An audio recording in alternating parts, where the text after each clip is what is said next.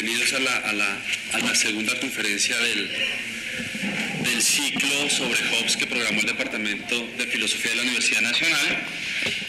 En esta ocasión nos acompaña el profesor Rodolfo Arango Rivadeneira.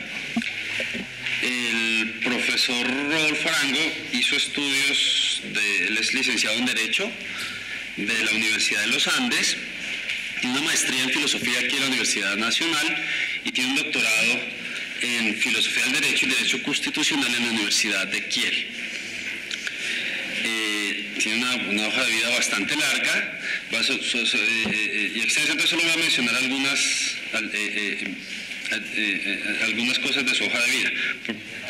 Es profesor del Departamento de la Facultad de Ciencias Sociales, del Departamento de Filosofía de la Universidad de los Andes, ¿no? El profesor Arango ha sido magistrado auxiliar de la Corte Constitucional, profesor de la Facultad de Derecho de la Universidad de los Andes, ha sido... Sí. Y cerca si no se escucha. Sí, no, pero no voy a repetir. Y fue asesor gubernamental para el proyecto de la reforma constitucional en 1990-1991, con juez de la Corte Constitucional Colombiana, periodo 2006-2007, 2007-2008. Es el director del Grupo de Investigación Derecho, Justicia y Democracia, en la categoría A de Conciencias. Y pues ha gozado de varias becas, por ejemplo, de la beca del Servicio de Intercambio Alemán del DAAD o de la Alexander von Humboldt, también una beca de Colfuturo. El profesor Arango tiene diversos artículos, artículos de libros y artículos en revistas especializadas en Derecho Constitucional y varios libros tanto en español como publicaciones en alemán. Entonces, quien quiera conocer la hoja de vida completa del profesor Arango se encuentra en la página de la Universidad de los Andes, en el Departamento de Filosofía. Y pues no siendo más, les dejo con la conferencia del profesor Arango. Maximiliano, muchas gracias. Como no me voy a ayudar de medios técnicos, quisiera entonces remitirlos al resumen de lo que voy a leer en el día de hoy. Y ese resumen les va a dar a ustedes pues una idea del mapa que vamos a seguir en la conferencia. La conferencia se ocupa de los presupuestos epistemológicos desde los cuales Thomas Hobbes formula el paso del estado de naturaleza al estado de civilidad. Para ello se adentra en el estudio del empirismo y del naturalismo que distinguen la filosofía política del autor del Leviatán. Se examinan aquí algunas tesis de conocidos intérpretes del autor inglés sobre su deducción de la filosofía política a partir de la naturaleza.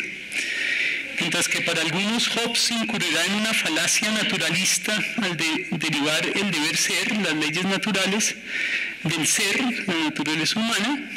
Para otros, solo una lectura naturalista y sistemática de The Elements of Law, Natural and Political de Sidding o el Leviatán permite comprender cabalmente su doctrina moral. No faltan quienes advierten sobre la necesidad de evitar una interpretación ahistórica de las tesis de Hobbes, así como una mala interpretación teísta ajena a sus pretensiones.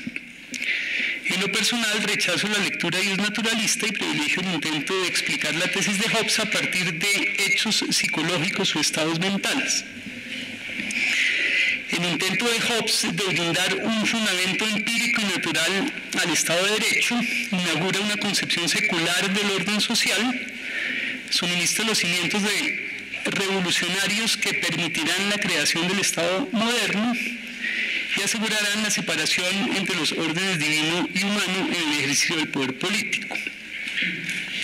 Dada la trascendencia de su pensamiento, se hace necesario reexaminar sus fundamentos y ofrecer nuevas lecturas.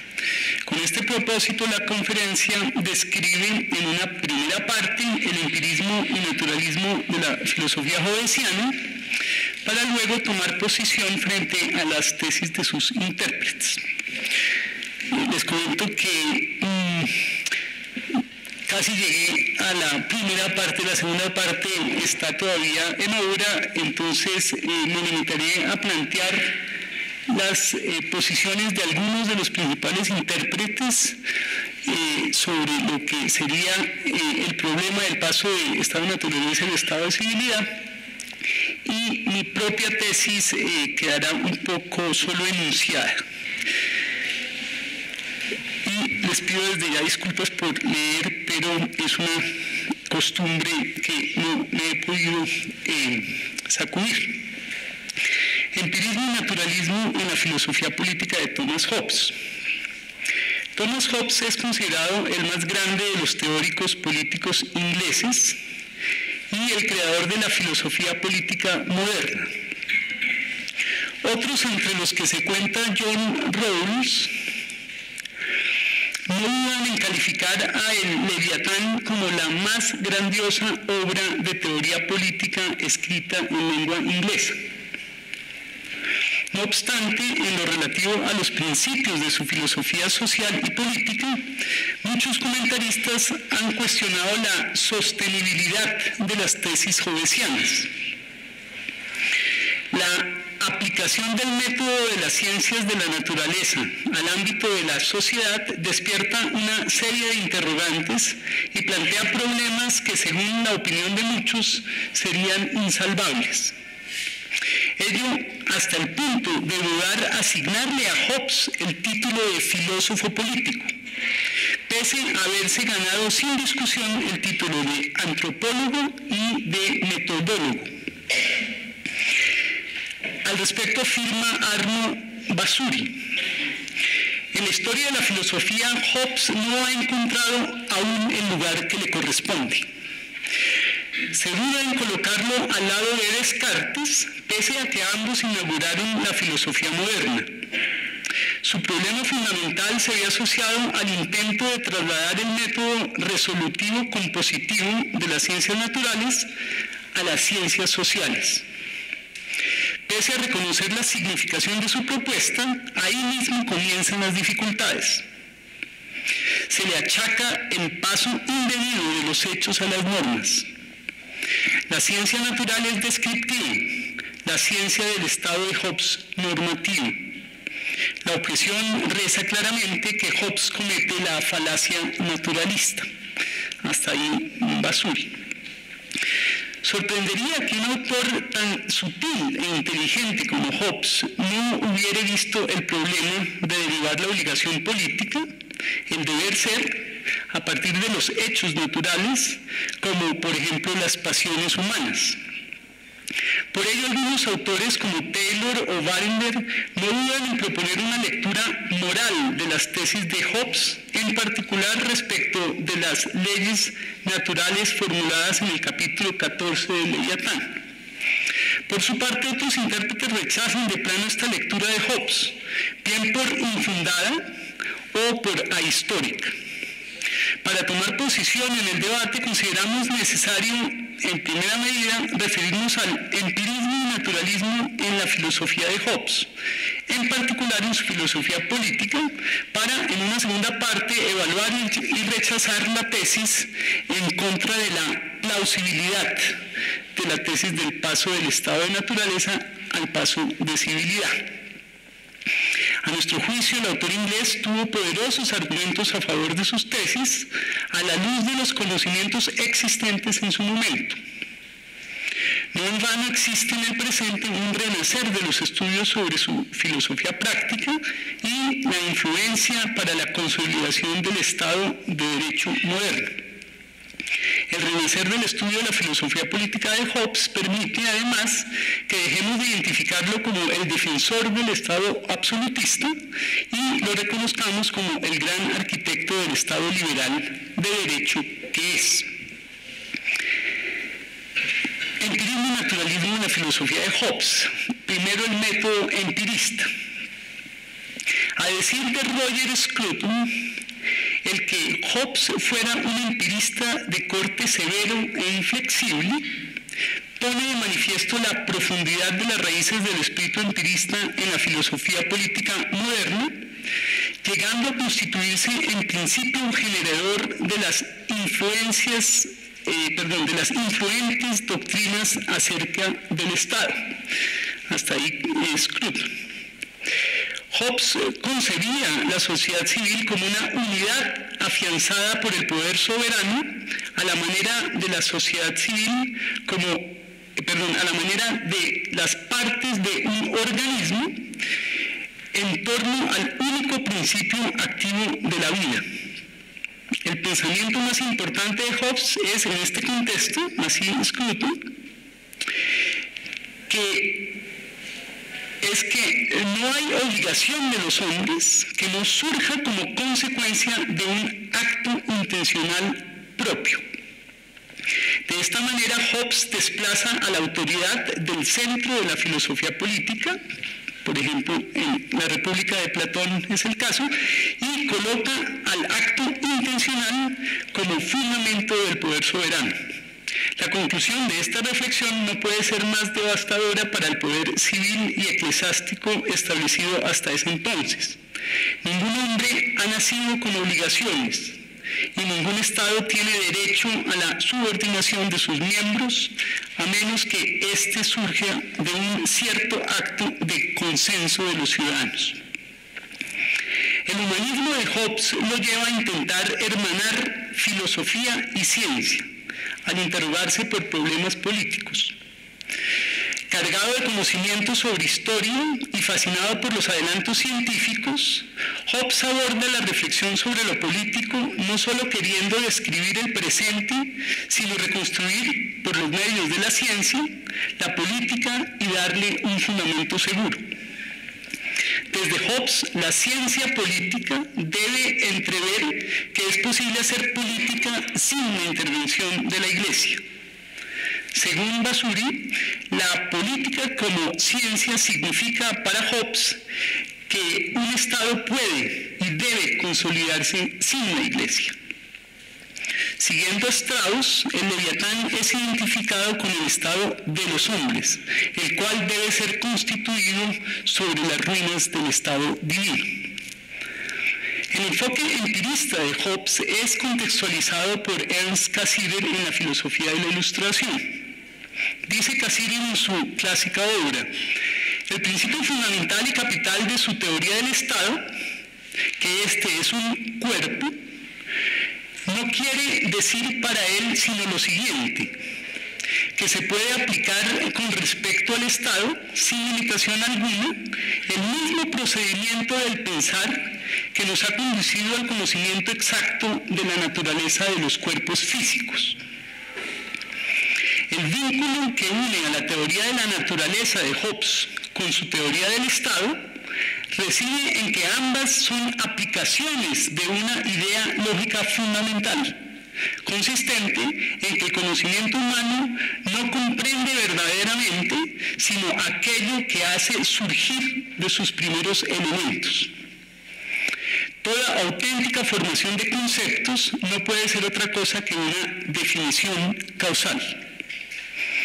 La filosofía se entiende como la designación colectiva de tales definiciones causales. No es otra cosa que el conocimiento completo de los efectos por sus causas y de los resultados mediados por el conjunto de sus mediaciones y condiciones. Define el propio Hobbes en el Tratado sobre el Cuerpo a la filosofía como el conocimiento de los efectos o fenómenos por el conocimiento de sus causas y generaciones, y a la vez de las generaciones que pueda haber por el conocimiento de los efectos mediante un razonamiento correcto. Hasta ahí Hobbes.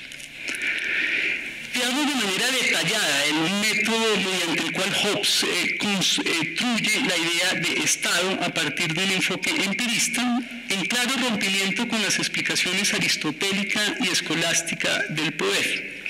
En este punto, las investigaciones de Vasuri son de gran importancia.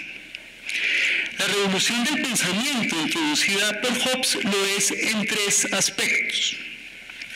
Primero, replantea la relación entre razón y pasiones.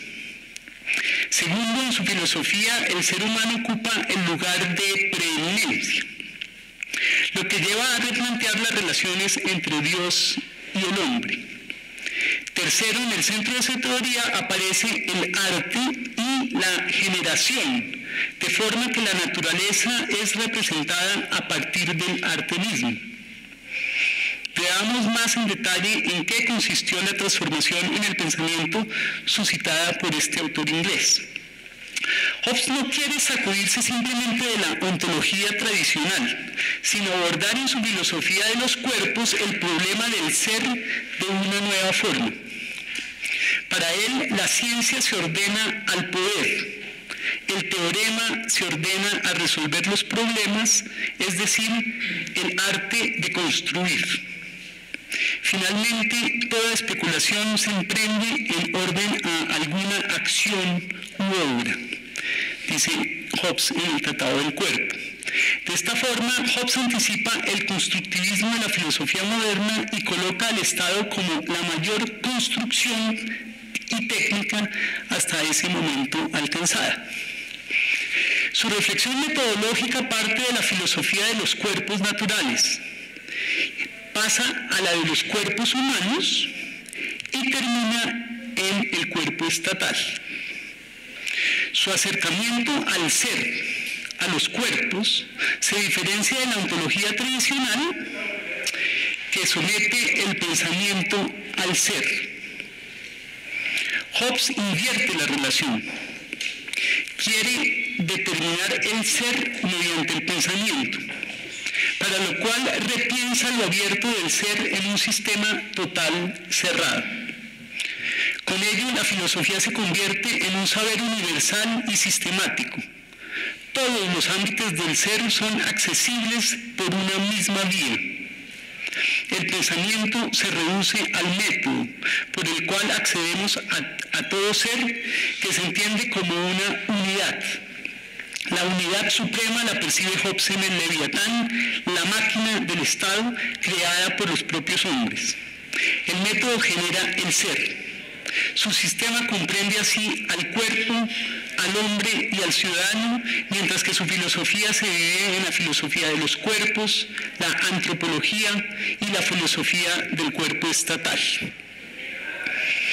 En el Leviatán, Hobbes presenta claramente su comprensión de la filosofía. Al lado de la naturaleza está el arte. Al lado del hombre natural, el hombre artificial, el Estado. Esta es una realidad derivada o secundaria. La naturaleza genera cuerpos. Generación y cuerpos son los supuestos fundamentales de la naturaleza. El Leviatán será la más radical y universal generación de un cuerpo, del cuerpo artificial más poderoso que incluye a todos los demás cuerpos. Tal enfoque lleva a Hobbes a dividir la filosofía en filosofía de la naturaleza y filosofía del Estado, y esta última en ética y política. Se trata de un claro antecedente de las ciencias positivas, de la antropología, la filosofía moral y la filosofía política. Pero el filósofo inglés va más allá. Influido por el nominalismo, es el precursor de la filosofía del lenguaje, al distinguir los cuerpos y sus propiedades de los conceptos, mediante los cuales nos referimos a dichos cuerpos en la ciencia, que solo puede consistir en un sistema de proposiciones sobre los diferentes cuerpos naturales, humanos o artificiales. El sistema del conocimiento se asegura en Hobbes por vía del método. Hobbes es el maestro del método resolutivo compositivo, pionero del método operacional y de la cibernética. Una descripción de tal método se encuentra en el Tratado del Cuerpo con el nombre de filosofía, cuya materia es todo cuerpo del que se pueda concebir una generación y del que se pueda establecer una comparación desde algún punto de vista, o bien de aquellos en los que tiene lugar una composición o resolución, es decir, todo cuerpo puede generarse o tener alguna propiedad. Hasta ahí Hobbes. Ahora bien, la filosofía tiene como función el estudio de las propiedades a partir de la generación, o bien la generación a partir de las propiedades, lo cual excluye cualquier remisión a la teología, a la doctrina de la naturaleza y atributos de Dios, a la doctrina de los ángeles, a la historia, a la astrología o a toda doctrina no solo falsa, sino mal fundada. El objeto último de la filosofía es entonces el camino a los cuerpos, el método. Como sostiene Vasuri, cuerpo y método no pueden ser en estricto sentido separados. Por eso, para Hobbes, la filosofía es entendida como el conocimiento de los efectos. Es precisamente el método el que permite generar el cuerpo artificial en el Leviatán de forma controlada. El Leviatán no será esa perfecta generación del pensamiento humano si no implicara el uso de un método perfecto. La filosofía del Estado es la máxima creación del ser humano. Así Hobbes se mide con la nueva física desarrollada por Copérnico, Galileo, Halley, Gassendi y Kepler. Un equivalente de estos grandes hombres pretende ser Hobbes en el campo de la filosofía política, de la cual se ocupa en De Cine y en Leviatán. Así Hobbes marca la diferencia con la filosofía antigua basada en la mera opinión, se refiere ahí a Platón y Aristóteles, o a la escolástica, que mezcla la razón natural con las sagradas escrituras. La filosofía del Estado es el novísimo aporte de Hobbes al sistema de conocimiento. Como parte de la filosofía de los cuerpos, la filosofía del Estado es la creación suprema de la filosofía. A este nivel advierte Vasuri sobre la crítica elevada a la filosofía de Hobbes desde diversos escenarios, a saber que Hobbes intenta acomodar el método de la nueva ciencia, la física, a las ciencias sociales, de forma que se garantice la unidad de las ciencias. Lo cierto es que la reflexión de Hobbes sobre el Estado, a la reflexión de Hobbes sobre el Estado subyacen los problemas de método y sistema. Precisamente será el filósofo inglés quien intente hacer fructífero el método científico para cuestiones prácticas. Para Hobbes no existe la separación entre filosofía de la ciencia y filosofía civil, entre razón teórica y razón práctica.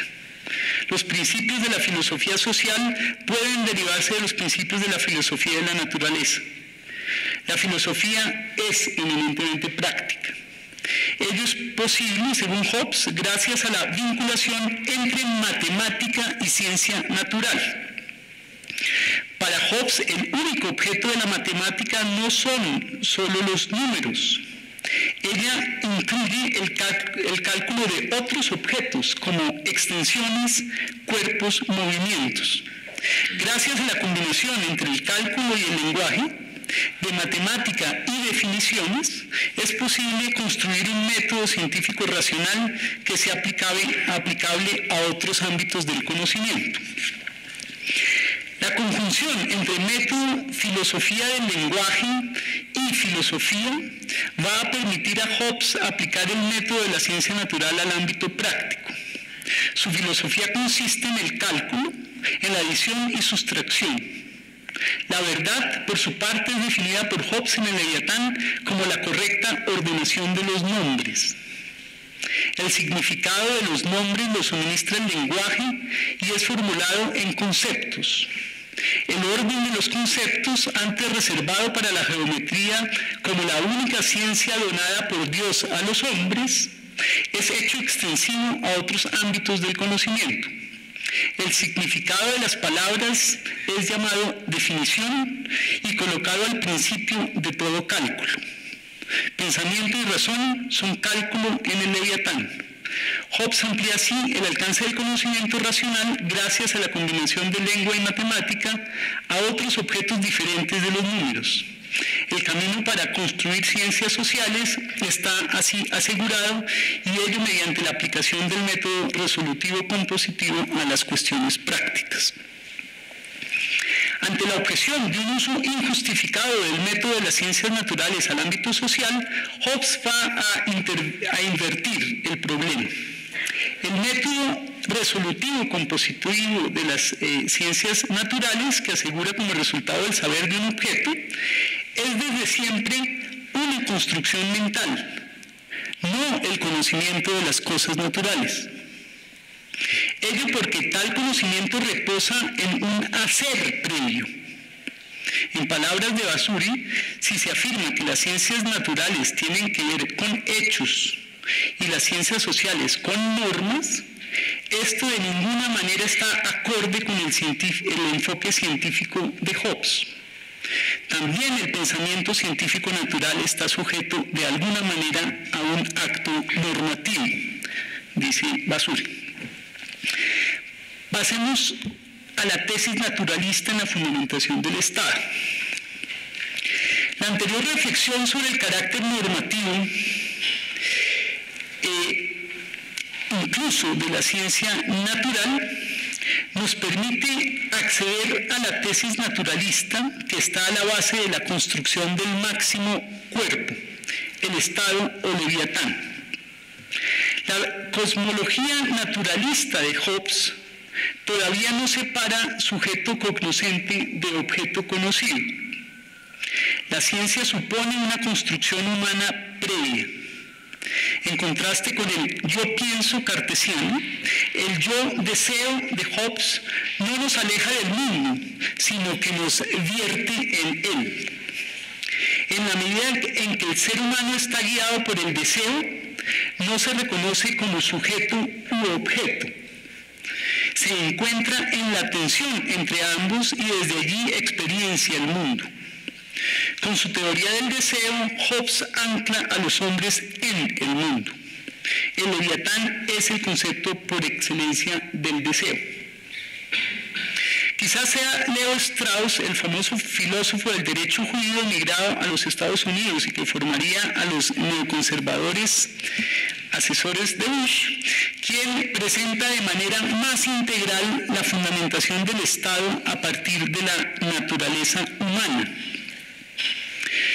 Si bien Hobbes rompe con la filosofía política tradicional o idealista representada en autores como Sócrates, Platón, Aristóteles, Cicerón, Séneca o Plutarco, no cae integralmente en los brazos del materialismo mecanicista de Demócrito y Epicuro.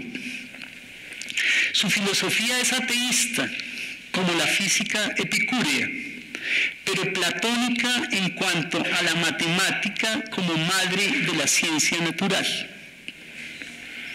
La matemática es la madre de la ciencia natural.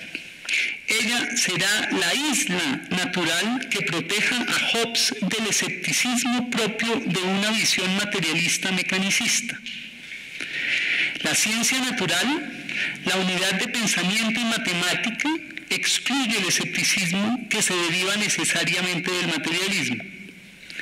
Hobbes nos recuerda a este respecto que solo tenemos certeza absoluta o conocimiento científico de los objetos de los cuales somos su causa. El conocimiento científico es un constructo. El mundo de nuestros constructos es totalmente no enigmático, porque somos nosotros mismos su causa. No existe causa ulterior o externa, ajena a nuestra comprensión. Solo entendemos lo que nosotros creamos. La naturaleza, los cuerpos naturales, en estricto sentido, son ininteligibles. Pero ello no hace imposible a la ciencia natural, solo la hace hipotética. Podemos conquistar la naturaleza, pero nunca entenderla cabalmente. Tal circunstancia lleva al escepticismo. Pero Hobbes escapa a este destino mediante la modificación del nominalismo premoderno. Este basa su fe en el funcionamiento natural de la mente humana. Esta no opera con base en universales o anticipaciones, los cuales deben ser abandonados a favor de mecanismos o constructos intelectuales. La sabiduría es posible porque es idéntica a la construcción libre. Podemos ser soberanos, dice Strauss interpretando Hobbes, solo porque somos absolutamente extranjeros en el universo. Strauss observa que con Hobbes se opera una sustitución de la cosmología teológica por una nueva cosmología mecanicista basada en el conocimiento, que luego derivará en la epistemología moderna. La inteligibilidad tiene sus raíces en las necesidades humanas. Pero a diferencia de Maquiavelo, quien también rechaza la filosofía política tradicional, Hobbes intenta restaurar los principios morales de la política, la ley natural, para colocarlos en el lugar del realismo político de Maquiavelo. Eso según Strauss.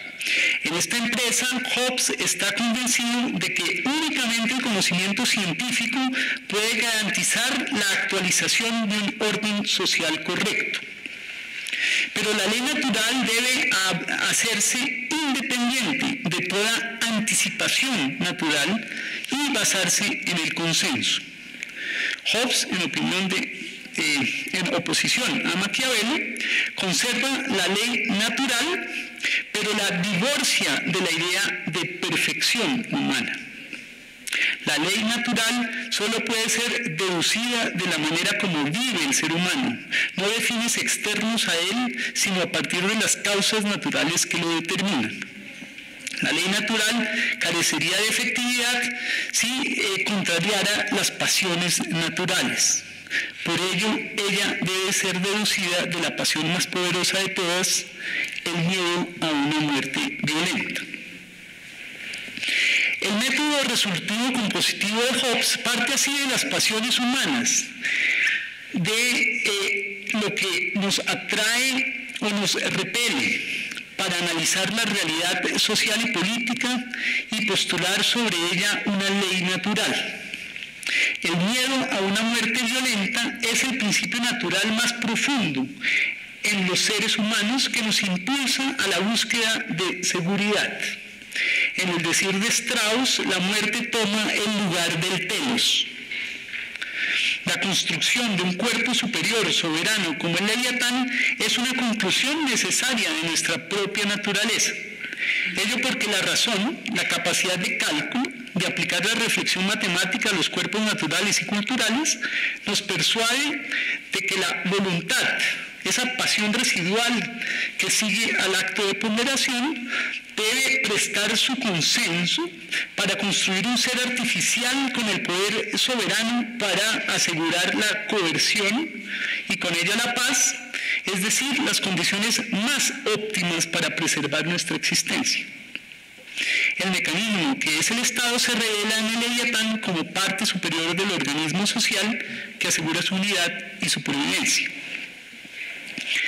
La deducción de la ley natural a partir de la naturaleza humana, de sus pasiones, y no ya de la mera razón reducida a capacidad de cálculo, se sigue mediante un razonamiento estrictamente lógico. Nuestro miedo a morir violentamente a mano de otros expresa nuestro más potente y fundamental deseo natural, el deseo de autopreservación. Para Hobbes, solo el deseo de autopreservación puede fundar la justicia y la moralidad. Como hecho básico fundamental, el deseo natural no reviste la forma de un deber, sino la de un derecho inalienable, absoluto e incondicional a conservar la vida. El paso de un orden del deber a un orden social basado en derechos inalienables del individuo nos sitúa plenamente en la modernidad, donde la persona individual y sus derechos ocupan el lugar que antes tenían la autoridad y el deber natural de obediencia. Según Strauss, la función y los límites de la sociedad civil son redefinidos así en términos de los derechos naturales del hombre. El Estado tiene en ellos un límite infranqueable. Bajo este entendido, Hobbes es para Strauss el fundador del liberalismo. Esta afirmación no es pacífica. Es claro que la interpretación tradicional de Hobbes como el defensor de un Estado totalitario, de un Estado autoritario,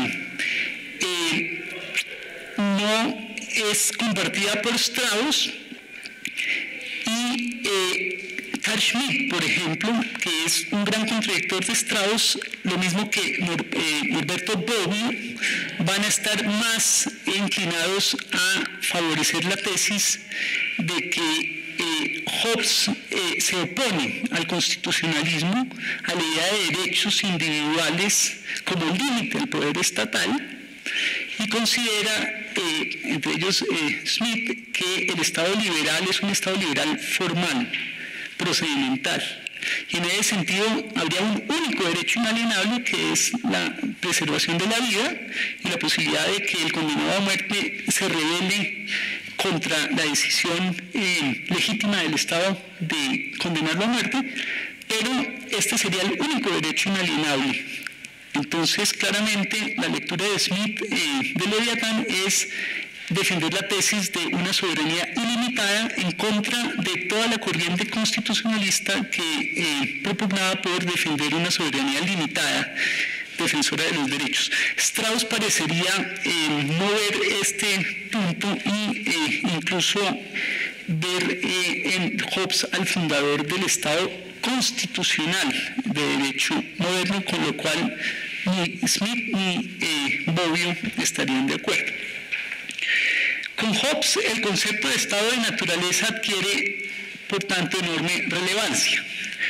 No es que antes, como sostiene Strauss, no apareciera tal concepto en la filosofía política. El concepto de estado de naturaleza es asociado, por ejemplo, en la teología cristiana, con un estado puro natural, opuesto al estado de pecado o a la naturaleza caída. Para Hobbes no es el estado de gracia divina, sino el gobierno humano, la fuerza que nos puede sacar de un estado defectivo. Igualmente, en contraste con la visión aristocrática que ve en el sabio a la persona que debe establecer qué es bueno para preservar la vida, Hobbes instituye a cada uno como juez de lo que se requiere para preservar la vida. El consenso reemplaza así a la sabiduría.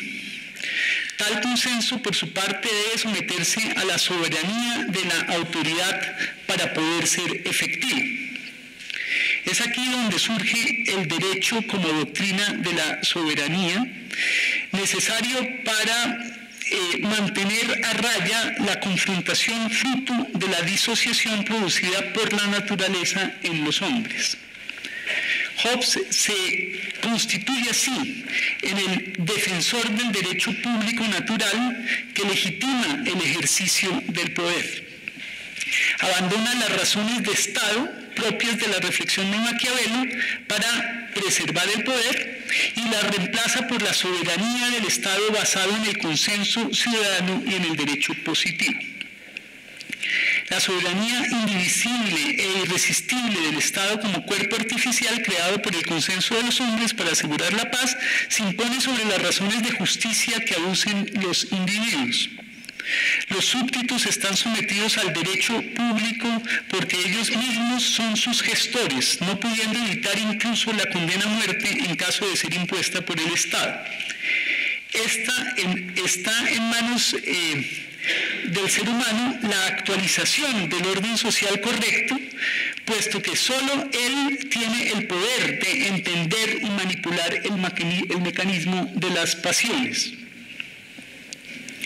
La ciencia existe para servir al poder. Anticipando a Nietzsche, Hobbes coloca la voluntad de poder en el centro de la filosofía política. El poder es a la vez potencia como potestad. El Estado es al mismo tiempo la mayor fuerza humana, potencia, y la máxima autoridad humana, potestas. El poder legal es fuerza irresistible. Solo de esta forma es posible garantizar la paz. Veamos a continuación algunas dificultades de la deducción de la ley natural y del derecho del Estado a partir de la naturaleza humana, en particular de las pasiones. Tales dificultades dividen a los intérpretes de Hobbes, haciendo que unos y otros lleguen a conclusiones diversas sobre el sentido, la coherencia y los afectos de la doctrina política. Segundo punto, interpretaciones del paso del estado de naturaleza al estado de civilidad. Un tema central de la interpretación de Hobbes consiste en preguntarse cómo es posible derivar la obligación política de la naturaleza humana y si esa inferencia es indebida. Las aguas en este punto están divididas. Veamos las diversas interpretaciones y dejemos sentados los presupuestos de una respuesta. Basurin resume adecuadamente la crítica a Hobbes sobre este punto a cita de pie de página en su texto. Dice que Taylor y Wallinger perciben un abismo infranqueable entre la psicología egoísta de Hobbes y su teoría del deber moral. Itling constata una inconsecuencia parecida en su filosofía natural teórica y la doctrina práctica del derecho natural. Al extremo llega Roth, quien su presunto fracaso en la deducción del ser del deber ser a partir del ser, pretende reconstruir al lado de la física estatal que atribuye a Hobbes una teoría del Estado como ciencia normativa autónoma. En efecto, Taylor considera que el carácter imperativo de las leyes naturales en Hobbes, que son al mismo tiempo leyes morales, es escamoteado al lector apresurado por la descripción que el propio Hobbes hace de ellas, de esas leyes naturales, como consejos u oraciones didácticas de la razón. Considera que la inconsistencia de Hobbes solo puede ser superada con una lectura sistemática de sus obras y un entendimiento de las leyes naturales como principios morales que obligan en el fuero interno. Taylor resalta por ello el carácter estrictamente deontológico del pensamiento de Hobbes cuando se refiere a las leyes naturales y al Estado. Así las cosas, Hobbes, más que un filósofo naturalista, defendería la naturaleza de la doctrina de los dos reinos, pudiendo perfectamente ser el defensor de la concepción cristiana del Estado. Brown se opone radicalmente a dicha comprensión ingenua de la filosofía política de Hobbes. Sostiene que la tesis de Taylor es simplemente falsa. Hobbes en ningún momento afirma la separación lógica entre su psicología y su teoría ética y que presentar las cosas así falsea totalmente el pensamiento del filósofo inglés. Considera que Hobbes, a partir de premisas antropológicas sobre las pasiones y la razón humana, aborda la obligación política de obediencia al poder estatal, de la que Hobbes mismo está convencido, mediante el examen de los argumentos astringentes que se oponen a su existencia. Gracias al análisis del uso del vocablo deber, Hobbes saca a la obligación política de la disyuntiva del terreno de las razones morales o del terreno de las razones prudenciales o de conveniencia, para mostrar que el deber solo tiene sentido si lo podemos cumplir y en general directa o indirectamente nos sirve para alcanzar lo que los hombres ven como una ventaja propia.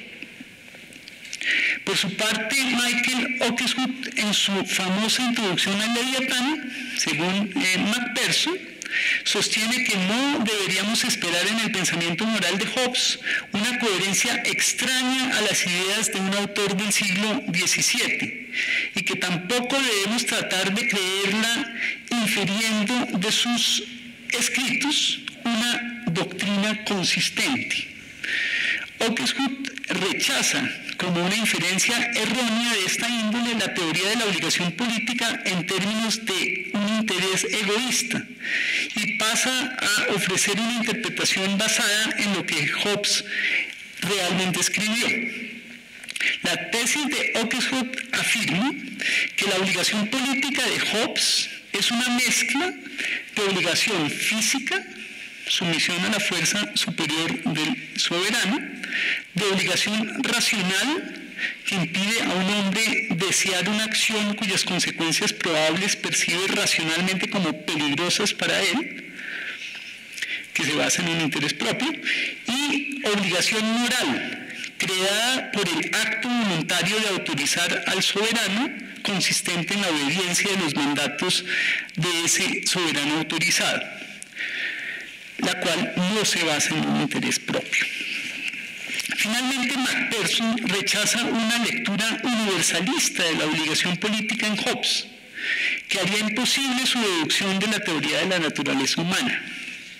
Para superar el dualismo ser y deber ser y la presunta falacia naturalista en que habría caído Hobbes, Macpherson propone una interpretación histórica de la obligación política dependiente del modelo de sociedad en que vivió Hobbes.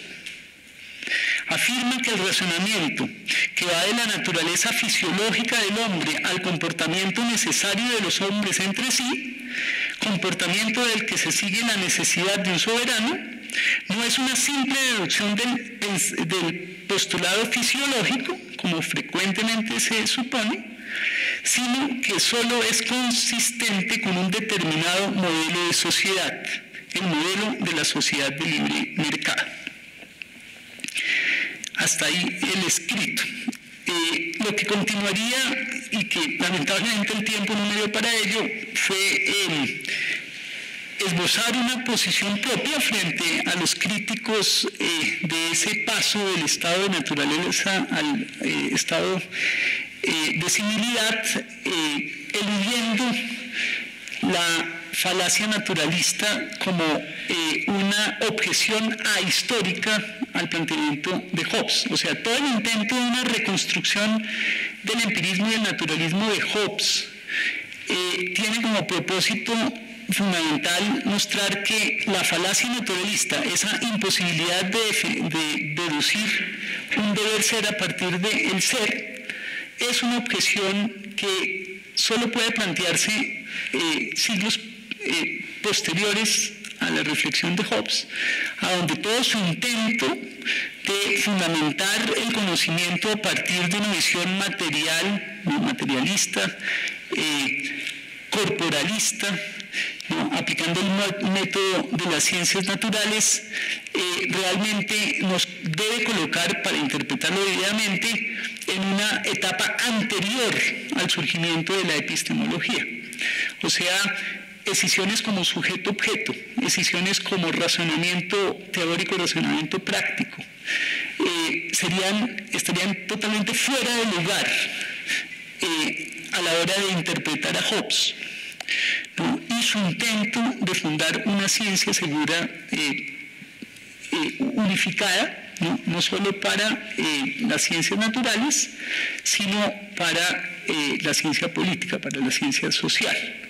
Y esa posibilidad, ¿no?, de una ciencia unificada para ambas disciplinas, ¿no?, la naturaleza y la sociedad, se garantizaría gracias al método que parte de la idea de que todas nuestras propuestas científicas, nuestras hipótesis científicas son constructos intelectuales, son constructos mentales que nos permiten asegurar esa objetividad a esa ciencia, esa coherencia, esa unidad a la ciencia, y que una mirada, por ejemplo, la filosofía política al tema de la obligación política, al deber de obediencia, desde esa visión que escinde al ser y el deber ser, ¿no?, a lo teórico y lo racional, sería contraria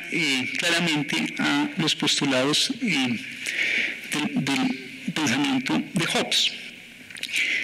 Para terminar, yo veo una interesante cercanía entre el planteamiento de Hobbes y lo que podríamos encontrar hoy en día en el pragmatismo norteamericano, ¿no? Me refiero, por ejemplo, a John Dewey y a esa influencia tan grande que tiene en él el tema de la verdad como investigación, como un proceso de investigación donde el método es fundamental, y a ese rechazo en figuras como modernas como Hilary Putnam de la dicotomía entre hecho y valor.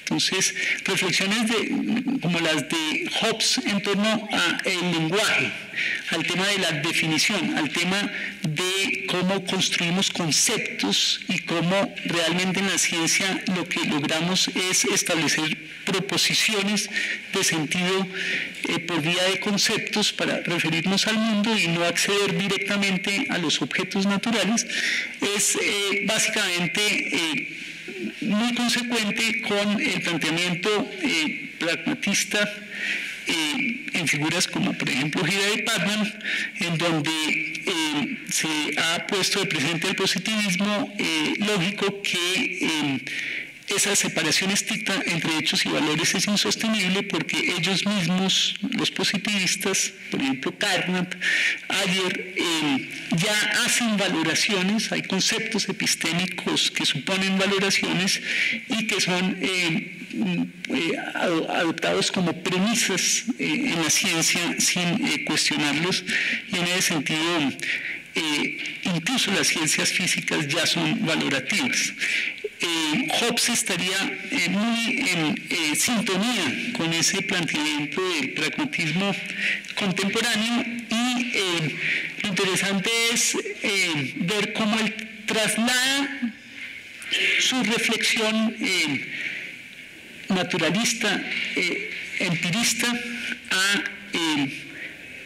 una justificación de la existencia del Estado basada en las pasiones humanas, y cómo está persuadido que esa explicación es más satisfactoria que la filosofía política clásica que hemos heredado de los griegos y del pensamiento cristiano.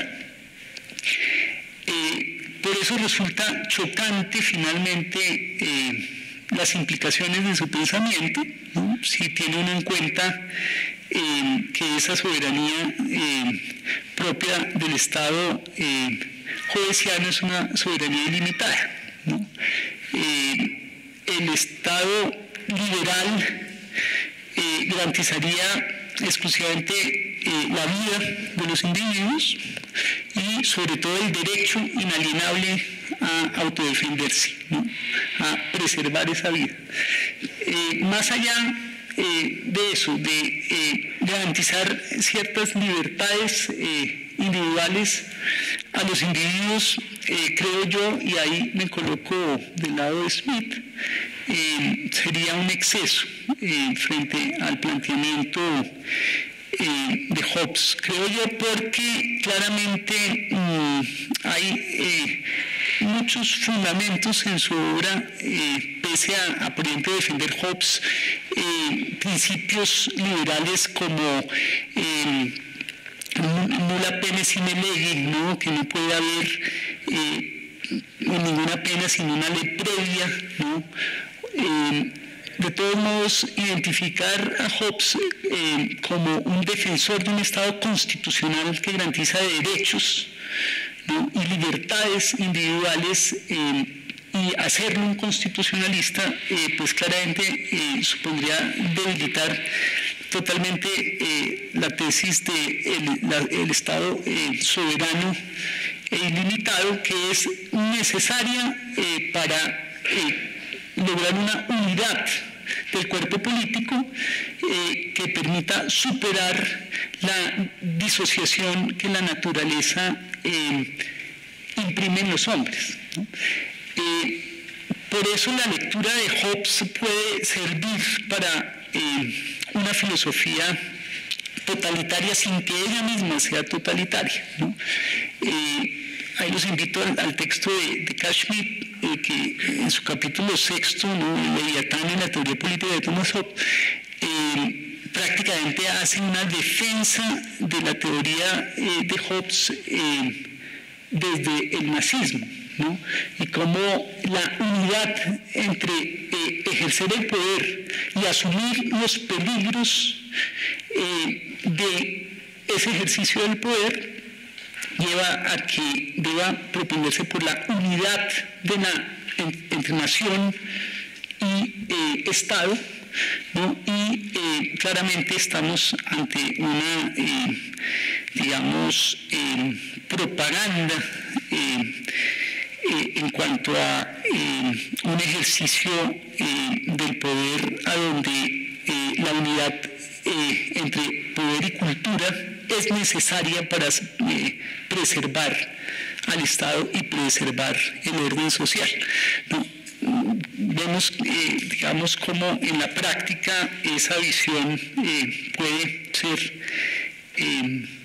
tener, graves implicaciones políticas en un país a donde esa unidad no surge espontáneamente, sino es forzada a través del ejercicio del poder. Bueno, yo creo que es suficiente en cuanto a mi intervención, entonces yo creo que podemos abrir a preguntas.